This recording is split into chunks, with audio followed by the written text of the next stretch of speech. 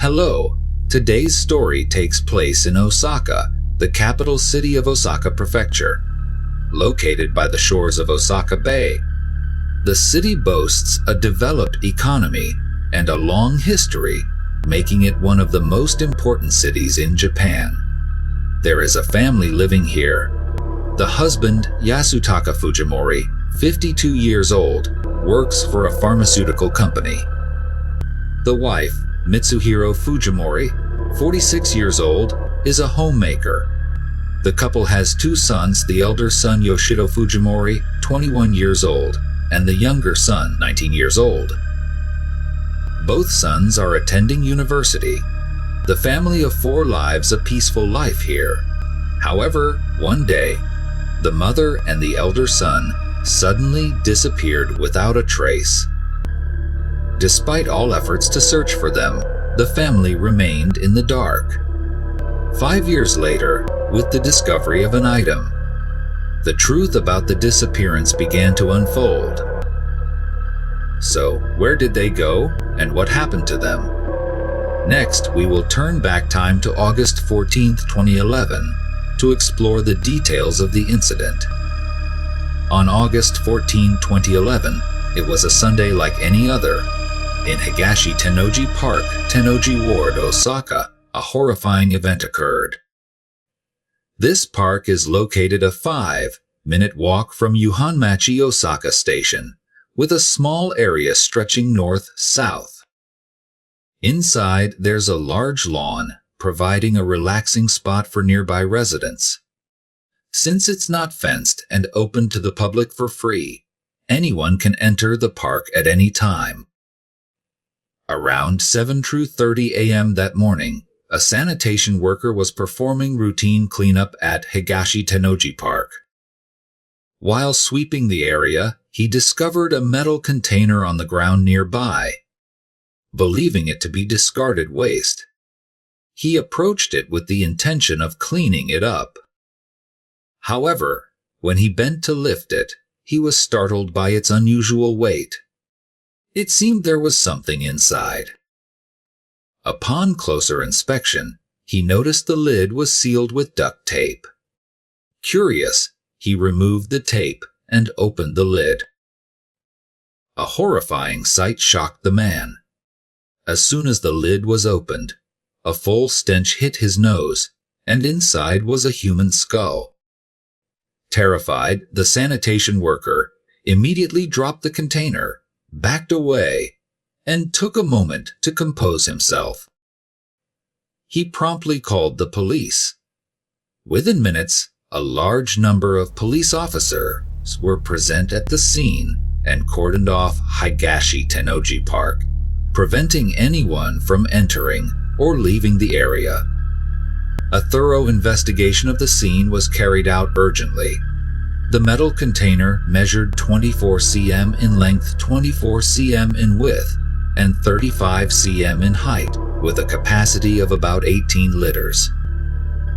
Since 18 liters is equivalent to 1/2, a traditional Japanese unit of measurement, this case was also referred to as the 1-to container case. The container bore a label from a food company. In addition to the human skull, the police also found a piece of the ankle bone inside. The mouth of the container was tightly sealed with multiple layers of vinyl tape, typically used for corrosion protection of pipes, moisture proofing, and insulation of electrical wires. It appeared the perpetrator had intentionally sealed the container to contain the stench from escaping.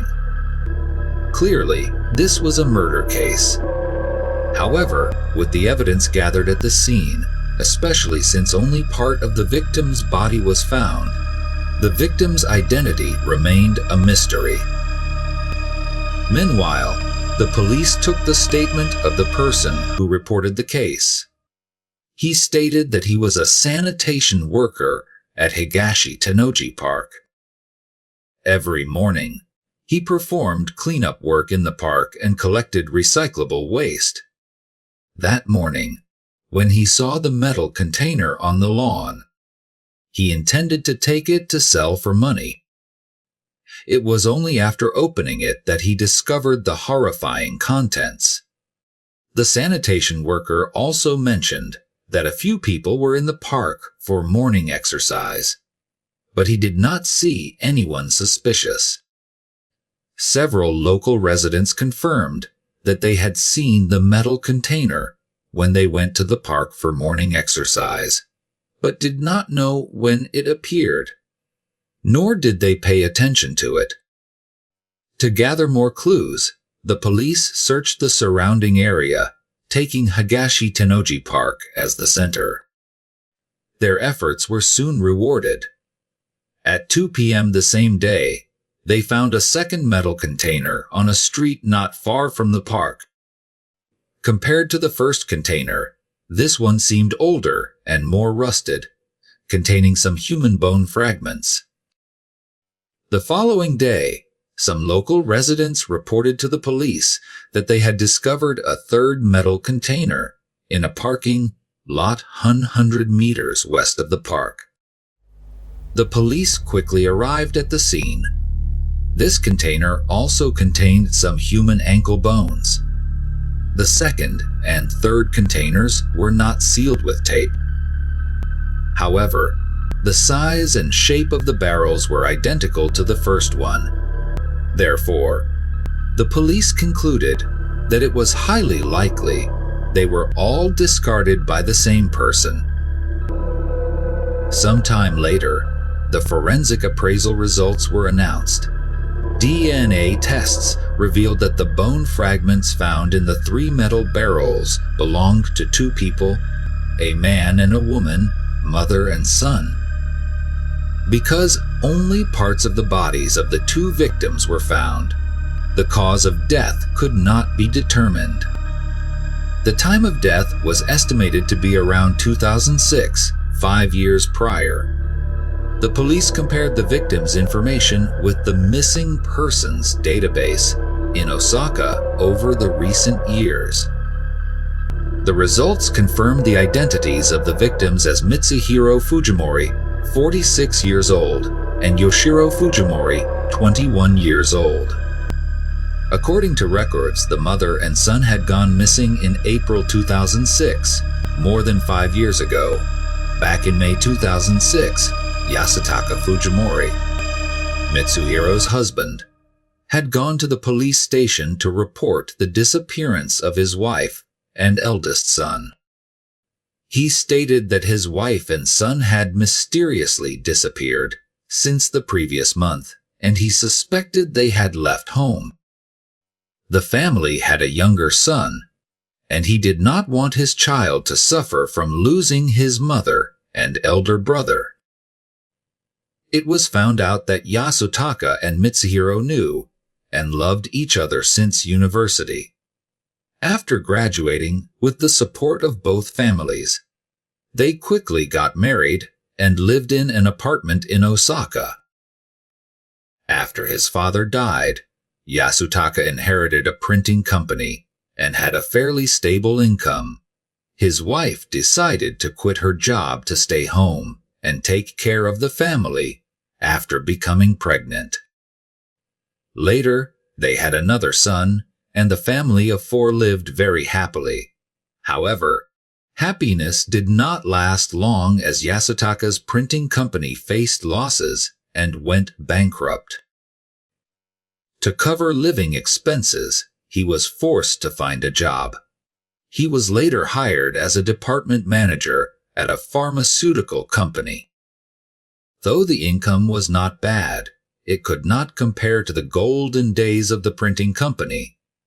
And gradually, his wife began complaining about his meager earnings, which were not enough to cover the household expenses. The two frequently argued about money. During one argument, Mitsuhiro loudly demanded a divorce and left the house. She accused her husband of being too incompetent to earn money. At first, Yasutaka thought his wife was just venting. Unexpectedly, Mitsuhiro really left and took their eldest son with her. He did not know where his wife and son went. Calling them only resulted in a busy tone. He searched all the places they might have gone, but to no avail. Yasutaka suspected his wife had another man and might have run away with him. He added that his wife often chatted online with a stranger. Because of his job, he came home very late every day. He thought she was just bored at home and chatting online with friends for fun. In hindsight, she might have been having an affair. Initially, Yasutaka still hoped that his wife's departure was just a spur of the moment act out of anger. After calming down, he thought she would return, but a month passed with no news. Feeling utterly helpless, he reported the case to the police, hoping they could find his wife and son. After getting a brief understanding of the situation, the police continued to the school to take a statement from the couple's younger son. The boy said that the family atmosphere was not good, with his parents frequently arguing about money. His elder brother always sided with their mother and criticized their father. He was not surprised about his mother taking his brother and leaving because their mother loved his brother more. On that day, he was busy with extracurricular activities at school, so he did not know when his mother and brother left the house. Next, the police went to the Fujimori family's house to investigate. They found that most of the missing mother's and son's clothes were taken, indicating they might have really left home. The police reviewed surveillance camera footage from the surrounding area, but unfortunately, the cameras were obstructed and did not capture any images of the mother and son before or after their disappearance. Neighbors and friends also said they knew nothing about the situation, and no one knew where they had gone. The police once suspected that Yasutaka was involved in the disappearance, but without sufficient evidence, the case had to be closed. Later, Yasutaka moved to another place, and no one could have imagined that 5 years later, the missing mother and son would be found in metal barrels in such a mysterious manner. Some witnesses reported that a few days earlier, they saw 3 men and a woman in a small truck stop at a parking lot. They discarded a metal barrel into a trash bin and then quickly drove away, looking very suspicious. The police extracted surveillance footage from the parking lot of the park and the surrounding area, but did not find any suspicious truck. However, during the review of the footage, the police noticed a middle-aged man who appeared suspicious at Higashi Tennoji Park on August 13th, a day before the first metal container was discovered. This man was repeatedly walking back and forth with a worried expression, holding a nylon bag. The police speculated that the bag might contain the metal container. After conducting an identification process, the police identified the middle-aged man as none other than Yasutaka Fujimori, 57 years old, the husband of victim Mitsuhiro and father of victim Joshiro. According to the investigation, Yasutaka Fujimori is currently unemployed and lives alone in an apartment near Higashi Tennoji Park. This apartment is located across from the parking lot, where the third metal container was discovered, only separated by a street. Yasutaka used to work for a pharmaceutical company, which happens to have the same brand as the label on the metal container. With the collected evidence and clues, the police determined Yasutaka to be the prime suspect in the case. Investigators speculated that due to escalating marital discord, during an argument, Yasutaka killed his wife. The elder son witnessed the entire incident, and to eliminate the witness, he ruthlessly killed his son as well. After disposing of the bodies, Yasutaka went to the police station to report his wife and son as missing to mislead the investigation. A month after the incident, the police arrested Yasutaka for body disposal charges. Facing questions from investigators, Yasutaka claimed he did not remember disposing of the metal containers. He stated that he had quit his job at the pharmaceutical company 2 years ago due to health reasons and lived off monthly allowances. To save on living expenses, he had moved to his current apartment. He often visited Higashi Tennoji Park for walks in his free time. Being a public park with many visitors, it was not suspicious.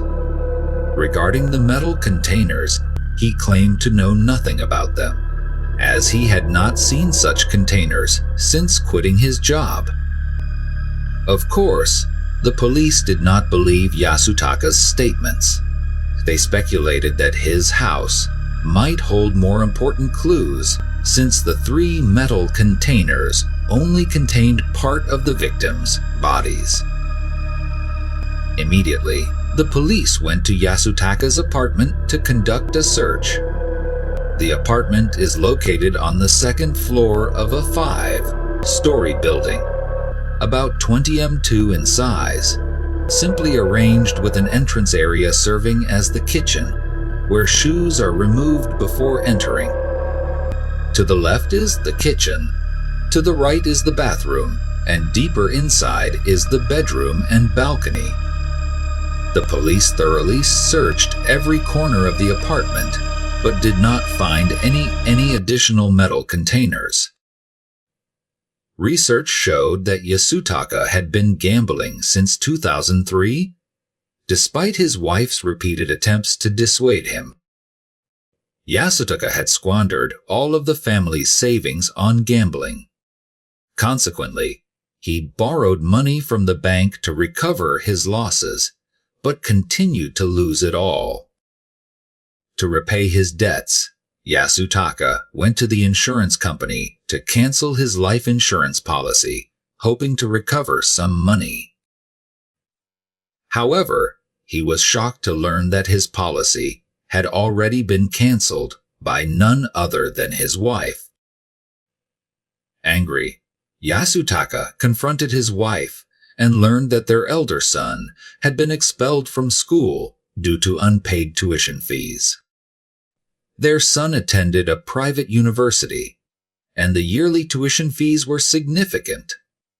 Since Yasutaka had gotten into gambling, the family had been struggling financially, and the wife had to silently cancel her husband's life insurance policy to pay for their son's tuition. Upon learning this, Yasutaka not only failed to understand his wife's actions, but also loudly blamed her for making decisions without consulting him. The police speculated that, in the heat of a fierce argument, Yasutaka killed his wife. The conflict over their son's tuition fees possibly led Yasutaka, in a fit of rage, to kill his son as well. Afraid of his crimes being exposed, Yasutaka dismembered his wife and son, stuffing the remains into the metal containers. After handling everything, he quit his job and moved to his current apartment. He assumed that after many years, no one would investigate the incident anymore, so he carelessly discarded the metal containers. 3 months after the case was uncovered, the police arrested Yasutaka Fujimori again on charges of murder. This time, he finally admitted to disposing of the metal containers, but vehemently denied killing his wife and son. Yasutaka claimed that on the evening of April 10, 2006. When he returned home, he saw the house in complete darkness.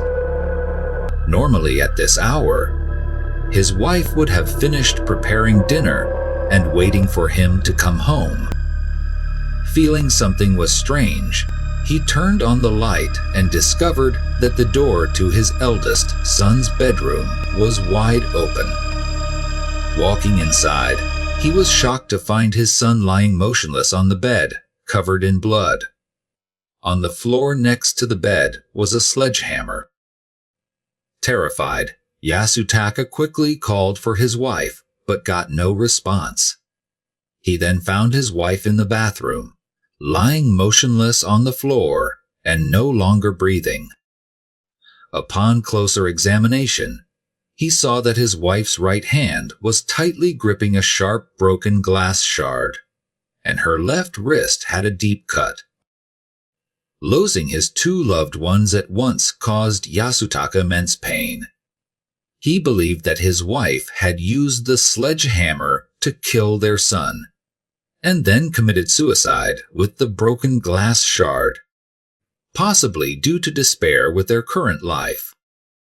The police questioned why, 5 years ago, when he reported the incident, Yasutaka did not mention these details, and why he had dismembered his wife and son and placed them into metal containers. Yasutaka explained that at the time of the incident, his youngest son was on a school trip far away, and he did not want him to know about the tragic news. He then secretly took the bodies of his wife and son to the company, used a power saw to dismember them, and placed the parts into 4 metal containers. Afterward, he put the metal containers into cardboard boxes, sealed them with tape, and sneakily stored them in the company's warehouse. Once everything was done, Yasutaka went home and lied to his youngest son, saying that his wife had left with the eldest son. His youngest son completely believed his father. 3 years later, Yasutaka's health began to deteriorate, and he decided to quit his job. Before leaving the company, he brought the metal containers back home. Due to financial difficulties, Yasutaka was forced to move to a smaller apartment. His youngest son moved out to live on his own, while Yasutaka lived alone in the current apartment. However, the small apartment did not have enough space to hide the metal containers. Therefore, at the end of July of that year, he divided the metal containers into several parts and disposed of them in different cemeteries. He did not expect that everything would be exposed so quickly. Yasutaka's account seemed reasonable, but raised many suspicions. First, with his wife and eldest son dying at home, the immediate reaction should have been to find out the cause of their deaths. However, Yasutaka only thought about hiding the situation from his youngest son, which was quite puzzling. Second, the fact that Yasutaka could heartlessly dismember his wife and own son was an extremely cruel act, not something an ordinary person could do. Third, Yasutaka claimed to have placed the body parts into 4 metal containers, but the capacity of these containers would not be enough to hold the remains of 2 adults. Lastly, storing the metal containers in the company's warehouse was an extremely risky move, which could have been easily discovered by others if left for long. The police wanted to continue questioning Yasutaka for more information, but from that point on, he remained steadfastly silent and did not utter a word, refusing even to disclose the location of the 4th metal container. The police then went to Yasutaka's former workplace to gather more information. Former colleagues had mixed opinions about Yasutaka. Some found him to be serious and careful at work, very afraid of making mistakes. He was also very friendly with colleagues, always actively greeting everyone. Many had a very good impression of him, especially the company owner who valued him highly. In 2006, the company owner's daughter died in a traffic accident. And upon hearing the news, Yasutaka said, "If it were my family, I would never forgive the culprit." This indicated that Yasutaka cared deeply for his family. Moreover, Yasutaka often praised his eldest son to his colleagues, saying that his son was a wonderful boy. However, some people also described Yasutaka as a strict person who would get angry for no reason. He frequently mumbled to himself, appearing strange and incomprehensible. Additionally, Yasutaka often arrived late to work and was sometimes drunk when he got there. Initially, some kind-hearted colleagues asked if he needed help, but they were harshly scolded by him. From then on, no one dared to care about him anymore and kept their distance. Subsequently, the police approached the company's warehouse manager for more information, but no one remembered ever smelling anything unusual in the warehouse. Because Yasutaka claimed to have hidden the bodies in 4 metal containers, but up until now, the police had only found 3. They suspected the 4th container was hidden at the company's warehouse. The police searched the company's warehouse but found nothing. Afterward, they went to the apartment where Yasutaka and his wife once lived in Osaka. After obtaining the consent of the current homeowner, the police conducted a search of the apartment. The luminol test results showed a strong luminescent reaction on the floor area of a bedroom. Additionally, in the gaps in the floor and along the baseboards, the police found bloodstains that had been cleaned but not thoroughly. DNA testing confirmed that this blood belonged to Yoshido, the eldest son of Yasutaka. The investigation saw considerable progress. However, to convict Yasutaka, the police needed to gather more evidence. While the police were investigating, a woman named A, claiming to be a close friend of Mitsuhito, reached out and provided some important information. A stated that before Mitsuhito disappeared, she often confided in her about her husband's gambling addiction. Mitsuhito was very distressed and felt helpless. She mentioned that they could barely afford their eldest son's school fees, but her husband was indifferent, only concerned with his own indulgences. Yasutaka frequently hung around bars and restaurants late into the night before coming home, reeking of alcohol, and would pass out without showering. The next morning, he would go to work still drunk. Also noted that since the disappearance of Mitsuhito and their eldest son, Yasutaka did not show any signs of grief or concern. He continued working as if nothing had happened. I found Yasutaka's indifference extremely strange and deemed him heartless. Mitsuhito had often complained to her about domestic abuse, stating that whenever Yasutaka was displeased, he would beat her. I believed that it wouldn't be surprising if Yasutaka, in a drunken rage, killed his wife and son. The police then visited the area around Yasutaka's current residence to gather more information. A pharmacy owner, who had lived there for decades, said he had never heard of such a horrifying case. He knew Yasutaka as a customer who had once purchased medicine from his shop. Yasutaka seemed normal. They even chatted for a while. He was shocked to learn that Yasutaka was involved in such a gruesome crime. Another local mentioned that Yasutaka lived alone in his apartment, with the younger son rarely visiting. Thus, they often saw Yasutaka strolling alone in the park. Yasutaka seldom talked about his family, so people knew little about them. The police then approached Yasutaka's youngest son for a statement. He described his father as a quiet, reserved man, leading to infrequent conversations between them.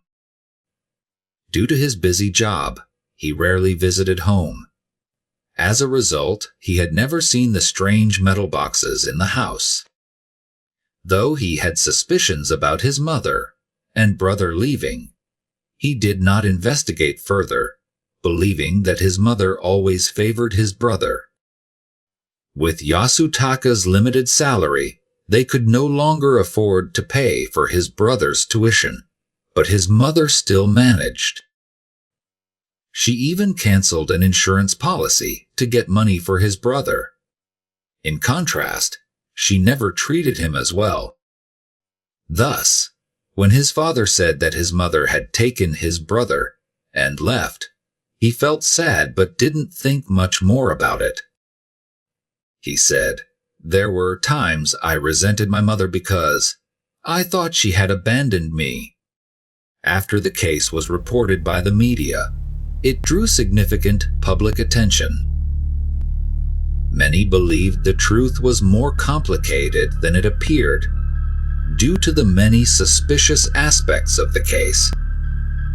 Some even speculated that the real perpetrator might be the least suspected, the younger son.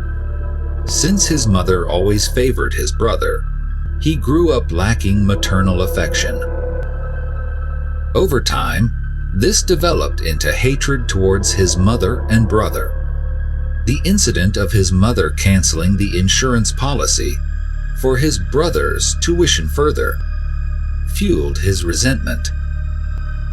Consequently, he conceived the idea of killing his mother and brother. At that time, the school organized a field trip, which he saw as an ideal opportunity. He pretended to register for the trip, but secretly returned home, knowing his father often worked late. He decided to act then. He bought a sledgehammer from a store, and when he returned home, he saw his brother sound asleep in bed. In his fury, he swung the sledgehammer violently at his brother's head. He then proceeded to kill his mother. Panicking after the crime, he discarded the weapon and fled the scene. That evening, Yasutaka came home from work to find his wife and son dead. Overwhelmed with grief, he received a call from his youngest son, who confessed everything and begged his father to help cover up the crime. Initially, Yasutaka couldn't accept the harsh reality. But after some contemplation about the future of his youngest son, he agreed to cover up the crime for his son. Taking advantage of the dark, Tutor Taka secretly transported the bodies of his wife and older son to a deserted, empty field and buried them underground. He then returned home, erased all evidence at the crime scene, and instructed his youngest son to tell everyone that his mother and older brother had left home. A month later, Tutor Taka went to the police station to report that his wife and son had gone missing. Along with the youngest son's testimony, the police did not investigate further into the matter.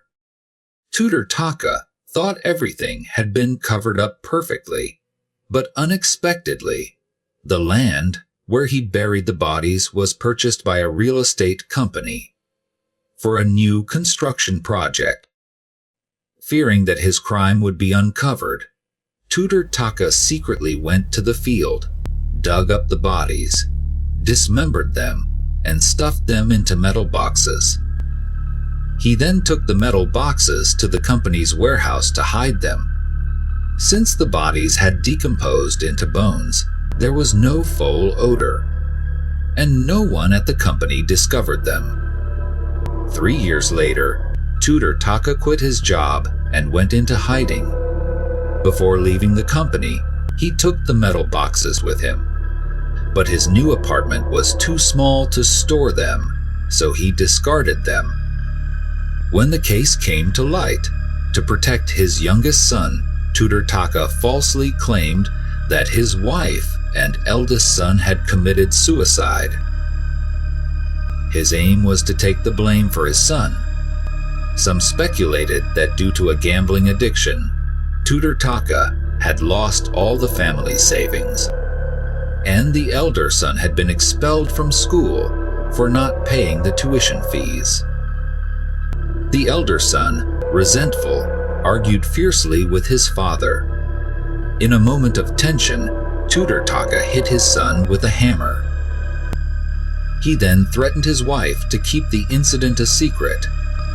Witnessing her son's death, Tutor Taka's wife also lost the will to live and decided to end her life. Subsequently, a group of thieves broke into Tutor Taka's house to steal valuable items. They saw several metal boxes and, assuming they contained valuable items, took them. When they opened the boxes, they were horrified to find human bones inside and quickly discarded the boxes near the apartment area before fleeing. This is why witnesses reported seeing 3 men and 1 woman transporting metal boxes in a small truck.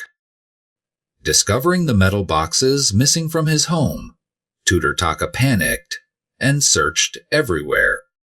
People saw him wandering around Higashi Tennoji Park and nearby streets, holding a plastic bag, which was recorded by surveillance cameras.